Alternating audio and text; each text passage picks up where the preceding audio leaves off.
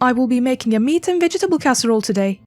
For this, we need 2 potatoes chopped in quarters, 1 onion chopped in quarters, half a kilogram of bone-in meat chopped, 1 peeled and chopped big tomato, 1 bell pepper chopped in chunky pieces, some salt, some water.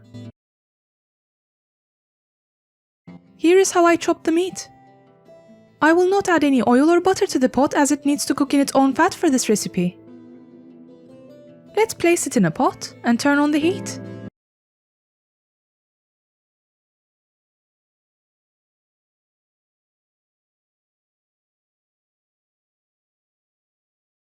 I am sauteing it for a few minutes and then I am adding the chopped tomato. Let's make sure the tomatoes are distributed evenly and then place the lid on.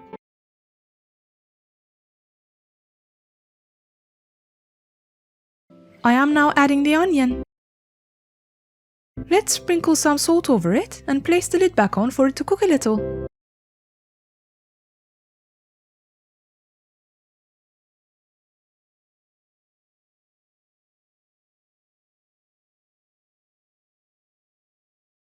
You can check it from time to time by removing the lid so that it doesn't burn.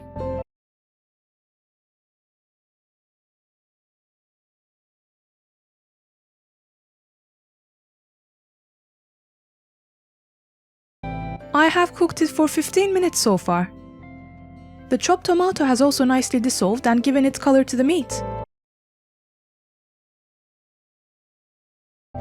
Let's now add the potatoes to the pot and fill it with water.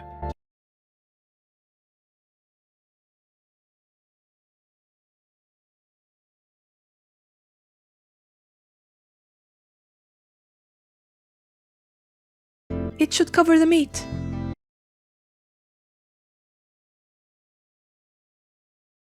The water will reduce as it keeps cooking.